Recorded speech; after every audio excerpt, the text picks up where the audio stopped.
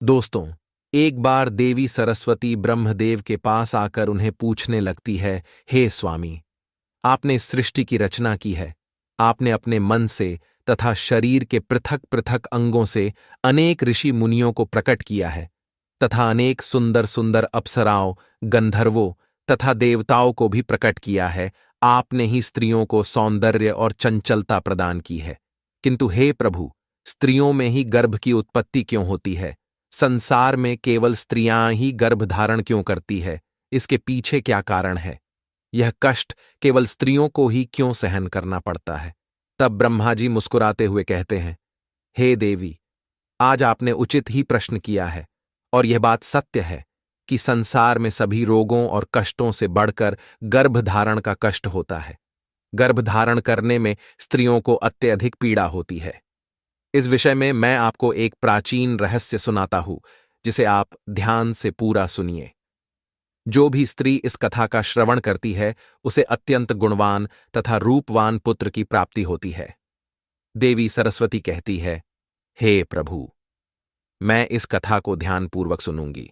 कृपया आप इस कथा को मुझसे कहिए। फिर ब्रह्मा जी कहते हैं, हे देवी, पुलत्स्य का जन्म मेरे कान से हुआ था।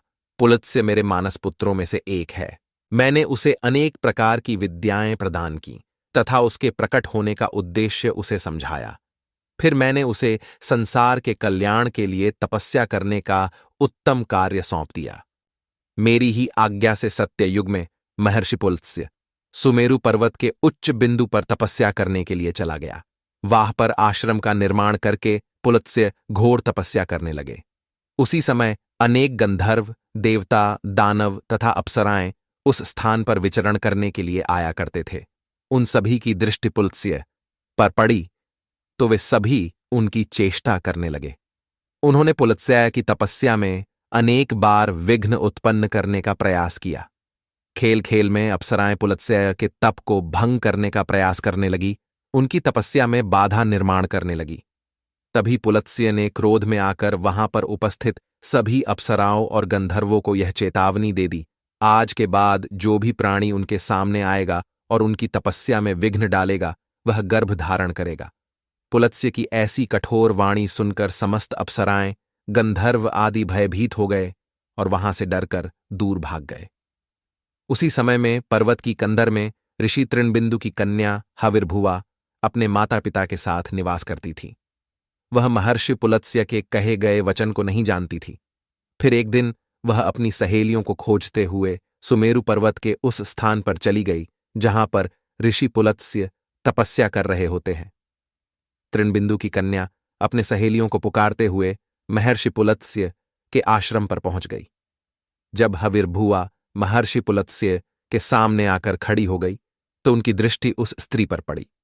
महर्षि पुलत्स्य की दृष्टि पड़ते ही पुलत्स्य के श्राप का प्रभाव उस पर पड़ने लगा। तत्काल ही उसका शरीर पीला पड़ने लगा और वह उसी क्षण गर्भवती हो गई। अचानक स्वयं के शरीर में इस प्रकार का विचित्र बदलाव देखकर हविर्भुवा अत्यंत घबरा गई। उतने में ही उसकी सखियां उस स्थान पर आ गई तो हविर्भुवा ने उन्हें उस घटना के बारे में बता दिया। फिर हविर्भुवा की सहेलिये उसे लेकर उसके पिता के घर पर चली गई। वहां जाकर हविर्भुवा ने अपने पिता को सारा वृतांत सुना दिया। अपनी पुत्री की यह बात सुनकर महर्षि तृणबिंदु को बड़ा दुख हुआ। अब उन्होंने ध्यान लगाकर सब कुछ देख लिया तो उन्हें पता चला कि महर्षि पुलत्स्य के द्वारा श्राप दिए जाने पर उनकी पुत्री गर्भवती हो गई है। इससे वे अत्यंत दुखी हो गए और तुरंत ही अपनी कन्या को साथ में लेकर वे सुमेरु पर्वत पर चले गए। वहां पर उन्होंने महर्षि पुलत्स्य को देखकर उन्हें नमस्कार किया और क्षमा याचना करने लगे। ऋषि तृणबिंदु कहने लगे, हे महर्षि, आप तो साक्षात ब्रह्मा जी के मानस पुत्र हैं। सारे संसार में आपकी कीर्ति है। आप परम दयालु और परम कृपालु हैं। आज मेरी पुत्री के द्वारा अनजाने में ही अपराध हुआ है। वह आपके द्वारा कहे गए कथन से अनजान थी। आप ही के श्राप के कारण आज मेरी पुत्री गर्भवती हो गई है। यह संसार की पहली स्त्री है जो गर्भवती बनी है। इसीलिए हे मुनिवर, अब मेरी पुत्री से कौन विवाह करेगा? इसे तो कलंक लग जाएगा। इसीलिए मैं आपसे प्रार्थना करता हूं कि आप मेरी कन्या को पत्नी के स्वरूप में ग्रहण कीजिए। मेरी कन्या सर्वगुण संपन्न है, उसके मन में किंचित मात्र भी दोष नहीं है। वह अनजाने में ही आपके श्राप को ग्रहण किया है। यह सदैव ही आपकी सेवा में तत्पर रहेगी।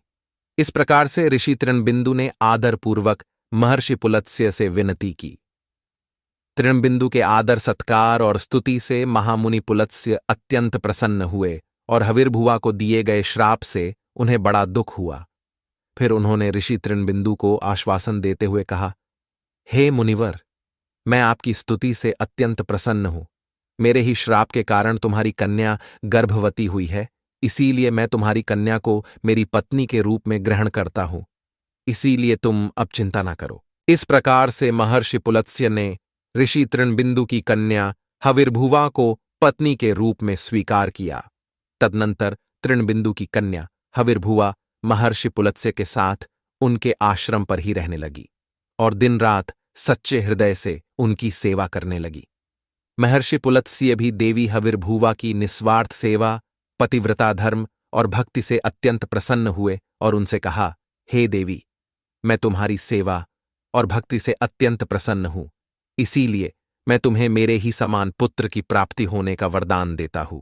जिस समय तुम मेरे सामने आई थी उस समय मैं वेदों का पाठ कर रहा था और तुमने वेदों का श्रवण भी किया है, इसीलिए तुम्हारा पुत्र चारों वेदों में पारंगत होगा और समस्त संसार को वेदों का ज्ञान प्रदान करेगा। तुम्हारा यह पुत्र सारे संसार में विश्रवा के नाम से प्रसिद्ध होगा। फिर कुछ समय के उपरांत देवी हविर्भुवा ने एक अत्यंत गुणवान पुत्र को जन्म दिया। महर्षि पुलत्स्य के कथनानुसार उस पुत्र का नाम विश्रवा रखा गया। विश्रवा अपने पिता महर्षि पुलत्स्य के समान ही विद्वान, सत्यवादी और धर्म का पालन करने वाले थे।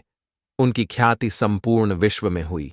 उनकी कीर्ति और महानता को देखते हुए महर्षि भारद्वाज ने अपनी पुत्री इडविला का विवाह उनके साथ कर दिया। फिर मुनि विश्रवा की पत्नी इडविला के गर्भ से एक पुत्र का जन्म हुआ, जिसका नाम वैश्रवण रखा गया। वैश्रवण का ही एक नाम कुबेर है। कुबेर जी ने ब्रह्मा जी को प्रसन्न करने के लिए कठोर तपस्या की। फिर कुबेर की तपस्या से प्रसन्न होकर ब्रह्मदेव ने उन्हें वरदान दिया और उन्हें उत्तर दिशा का स्वामी तथा धनाध्यक्ष बना दिया। इसके साथ ही मन की गति से चलने वाला पुष्पक विमान कुबेर को भेंट दिया। कुबेर जी धन के स्वामी हैं। गंधमादन पर्वत पर स्थित संपत्ति का चौथा भाग कुबेर जी के ही नियंत्रण में है। कुबेर जी ने उस धन का 16वां भाग मनुष्यों को प्रदान किया। महर्षि विश्रवा की दूसरी पत्नी का नाम कैकसी था। एक बार भगवान शिव ने माता पार्वती के लिए अत्यंत सुंदर महल का निर्माण करवाया था, जिसे लंका नाम दिया गया। उस लंका के गृह प्रवेश के समय भगवान शिव ने ऋषि विश्रवा को भी निमंत्रण दिया हुआ था। ऋषि विश्रवा अपनी पत्नी को लेकर लंका के गृह प्रवेश में गए थे। जब भगवान शिव ने ऋषि विश्रवा को दान मांगने के लिए कहा, तब विश्रवा की दुष्ट पत्नी कैकसी ने छल से उन्हें लंका मांगने के लिए विवश कर दिया।